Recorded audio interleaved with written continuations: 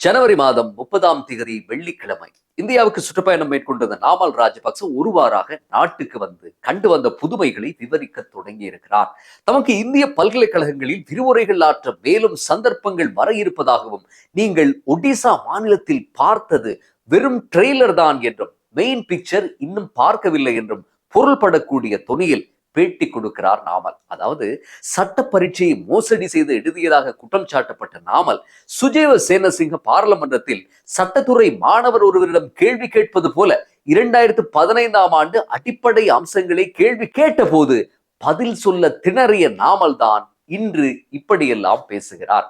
நாமல் ராஜபக்ச இதை சொல்லும் போது, இந்த அரசு வந்த புதிதில் சோடா போத்தல் நுரை பொங்குவது போல பொங்கி பிரபாகம் எடுத்த சட்ட பரீட்சை மோசடி விசாரணை விவகாரம் ஞாபகத்தில் வந்து செல்கிறது.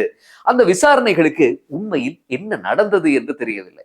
மஹிந்த ராஜபக்ச ஜனாதிபதியாக இருந்த யுகத்தில் நாமல் ராஜபக்ச இளவரசராக கோலோச்சிய போது யாருமே கேள்விக்குட்படுத்த முடியாத அந்தஸ்தில் நாமல் இருந்த போது துணிந்து கேள்வி கேட்டு கடைசியில் அச்சுறுத்தப்பட்டதால் நாட்டை விட்டு ஓடி சுவிட்சர்லாந்தில் அரசியல் தஞ்சம் கோரிய துஷார என்ற மாணவர் அனுர அரசு உதயமாகி ஒரு மாதத்தில் மீண்டும் இவற்றையெல்லாம் கிளறியிருந்தார்.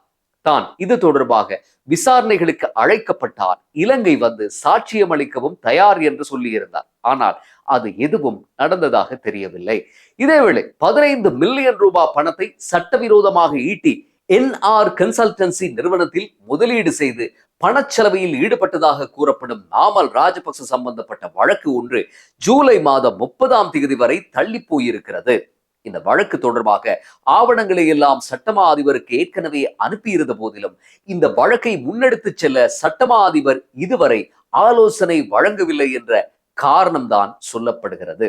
இந்த வழக்குகளின் போக்கை பார்க்கும்போது நாமல் போன்றோரின் கோமாளித்தனங்கள் இப்படி தரையிட்டு சென்று கொண்டிருப்பதற்கான பொறுப்பையும் இந்த அரசுதான் ஏற்க வேண்டும் என்று சொல்ல தோன்றுகிறது.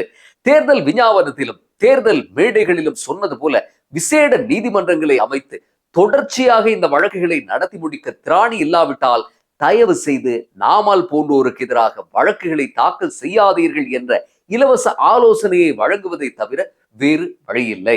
ஜூலை 30 வரை 6 மாதத்தால் இழுபடுகிறது வழக்கு தவணை. அடுத்ததாய் டிசம்பர் வரை நீண்டால் இந்த வருடம் உருண்டோடிவிடும்.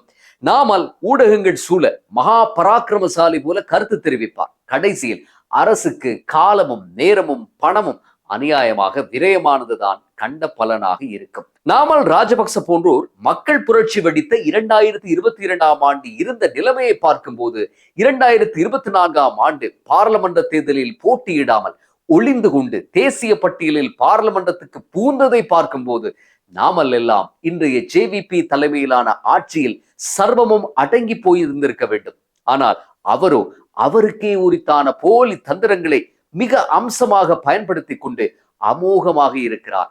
நாமல் மீது இன்னமும் ஒரு கீறல் கூட விழவில்லை. நாமல் சொல்வதை நம்புவதற்கும் பிரச்சாரம் செய்வதற்கும் ஒரு கூட்டம் இன்னமும் இருந்து கொண்டுதான் இருக்கிறது. நாமல் இந்திய குடியரசு தினத்துக்கு போன கூத்து இதுக்கு தகுந்த சான்று. இந்திய மோடி அரசு நாமல் ராஜபக்சவை இந்திய குடியரசு தினத்துக்கு உத்தியோகபூர்வமாக அழைத்திருப்பதாக நாமலின் விசில்கள் சமூக ஊடகங்களில் மகிழ்ந்திருந்தார்கள்.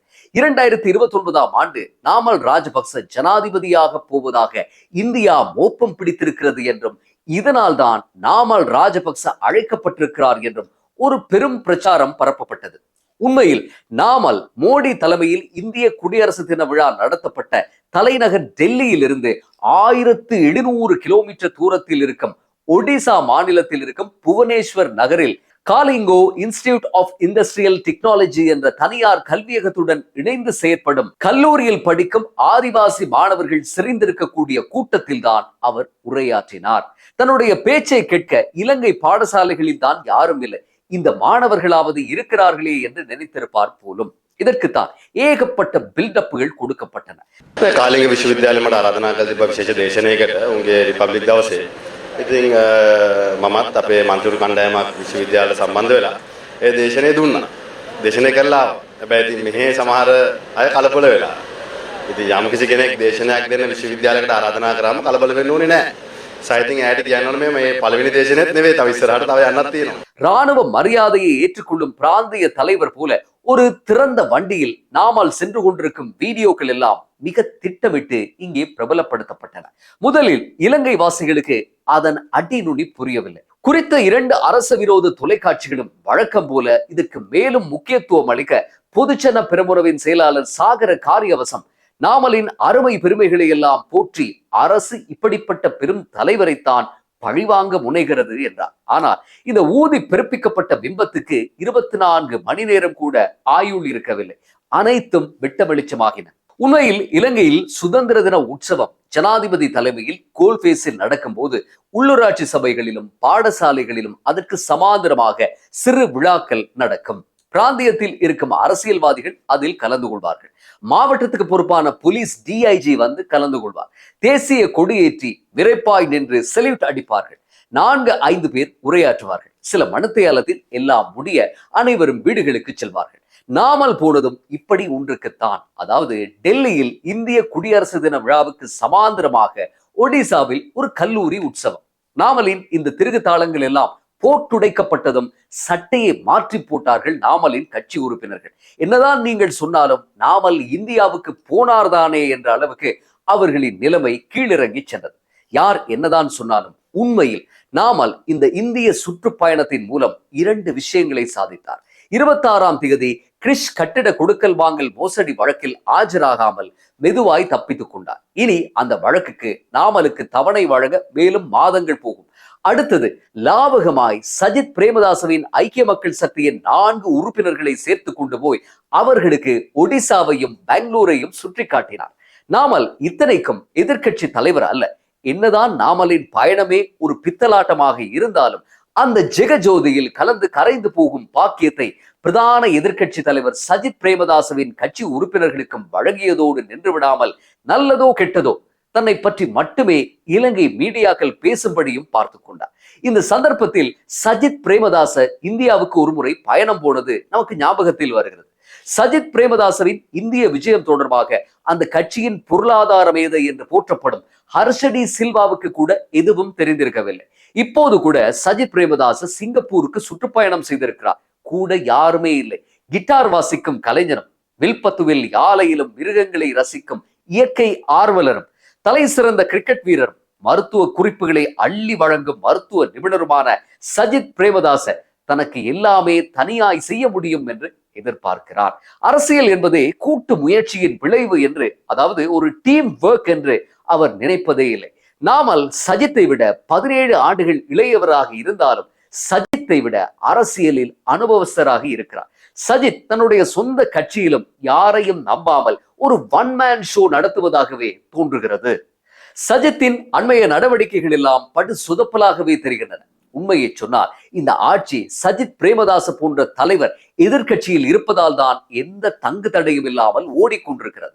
பிரதமர் ஹரிணி அமரசூரியவுக்கு எதிராக நம்பிக்கையில்லா தீர்மானம் ஒன்றை கொண்டு வரப்போவதாக கூவிக்கொண்டு தம் பாராளுமன்ற உறுப்பினர்களிடம் கையொப்பம் பெறும் வேட்டையை தொடங்கினார். இதை அப்படியே நம்பி இருந்தது சஜித் பிரேமதாச ஜனாதிபதியானதும் தன் தம்பி விடுதலையாகுவார் என்று கருதி கொண்டிருக்கக்கூடிய அந்த தனியார் ஊடகம் உடனே பெரும் முக்கியத்துவத்தை கொடுத்து பட்டி தொட்டி எங்கும் செய்தியை பரப்பியது. ஆனால் கொண்டு வருவதாக சொன்ன நம்பிக்கையில்லா தீர்மானம் தான் இன்னும் வரவில்லை. சுவிட்சர்லாந்துக்கு விஜயம் செய்திருந்த ஹரிணி அமரசூரிய நேரடியாக பாராளுமன்றத்துக்கே வந்து எங்கே நம்பிக்கையில்லா தீர்மானம் என்று நையாண்டி செய்துவிட்டு முடிந்தால் என்னை அகற்றி பாருங்கள் என்று சவால் விட்டுவிட்டு தான் போனார். முடவன் கொம்புத்தேனுக்கு ஆசைப்பட்டது போல என்ற பழைய உபமானம் போலத்தான் சஜித்தின் நடவடிக்கைகளும். 159 உறுப்பினர்கள் பலம் கொண்ட அரசுக்கு எதிராக நம்பிக்கையில்லா தீர்மானம் கொண்டு வந்து அரசை தோற்கடிக்க முடியுமா என்ன? இந்த லட்சணத்தில் சபாநாயகரை வீட்டுக்கு அனுப்ப மற்றொரு நம்பிக்கையில்லா தீர்மானத்தை கொண்டு வரப்போவதாக சொல்கிறார் சஜித்துக்கென்றே வந்து வாய்த்த அந்த கட்சியினுடைய செயலாளர் ரஞ்சித் மத்தும பண்டார. சஜித் பிரேமதாசவுக்கு ஒரு நிலையான கொள்கை இல்லை என்பதையும், அதுவும் ஒரு கொள்கையில் அவரால் சில மணித்தியாலங்களுக்கு மேல் இருக்க முடியாது என்பதையும் அடிக்கடி நிரூபிக்கிறார். கல்வி மறுசீரமைப்புக்கு எதிராக ஆர்ப்பாட்டம் செய்து கதிர்காமத்தில் தேங்காய் உடைத்து பிக்குகளை எல்லாம் உசுப்பேற்றிவிட்டு அரசு கல்வி சீர்திருத்தத்தை 1 வருடம் பிற்போட்டதும் பிள்ளைகள் எல்லாம் பாவம், எங்கே கல்வி சீர்திருத்தம் என்று கேட்கிறார் சஜித். சஜித் இப்படி கேட்கும் போது அவருடைய கட்சியைச் சேர்ந்த திலீப் வெதாரச்சி கல்வி சீர்திருத்தமே வேண்டாம் என்று ஹம்பாந்தோட்டை நகரில் ஆர்ப்பாட்டம் செய்கிறார். சஜித்தின் களுத்துறை நகரசபை உறுப்பினர் ஜெயநாத் நவரத்னவும் இதே போல களுத்துறை நகரில் ஆர்ப்பாட்டம் செய்கிறார். முதுகெலும்புள்ள ஒரு குடிமகன் இதென்ன ஆர்ப்பாட்டம், நீங்கள் எல்லாம் சோறு சாப்பிடும் மாடுகளா என்று கேட்டதுக்கு அடித்து துன்புறுத்துகிறார். இந்த ஆசாமி தப்பித்தவறி பாராளுமன்றம் போனால் என்ன ஆகும் என்பதை நினைத்து பார்க்கவே பயங்கரமாக இருக்கிறது. இதெல்லாம் சஜித் பிரேமதாசவின் முறையான கொள்கை இல்லாத அரசியலால் வந்த வினை. தூய்மைவாத அரசியல் பேசுவதாக கூறிக்கொண்டே உள்ளூராட்சி மன்றங்களில் பாதாள உலகத்துடன் சம்பந்தப்பட்டவர்களை சேர்த்து கொண்டு இரட்டை வேடம் பூணுகிறார் சஜித். இப்படி ஒரு எதிர்க்கட்சி தலைவர் இலங்கை சரித்திரத்தில் இதற்கு முன்னர் இருந்திருக்கிறாரா என்று தெரியவில்லை. இதேவேளை நேற்று முதல் 1ஆம் ஆண்டு மாணவர்கள் புதிய கல்வி சீர்திருத்தத்தில் உள்ளீர்க்கப்பட்டிருக்கிறார்கள். 6ஆம் வகுப்பு மாணவர்களுக்கு இந்த கொடுப்பினை அமையவில்லை. அவர்கள் நேற்று பிரதமரை சூழ்ந்து கொண்டு தம் பிள்ளைகளுக்கு ஏற்பட்டிருக்கும் அவல நிலைமையை விவரித்தார்கள். பிரதமர் அனைவருக்கும் நீதியை பெற்றுத் தருவேன் என்று பொருள்பட பேசினாரே தவிர என்ன செய்ய போகிறார் என்று தெரியவில்லை. எம்மால் மட்டும் முடிவெடுக்க முடியுமான ஒரு பிரச்சனை அல்ல இது, கல்வியலாளர்களுடன் கலந்தாலோசிக்க வேண்டியிருக்கிறது என்றார் பிரதமர்.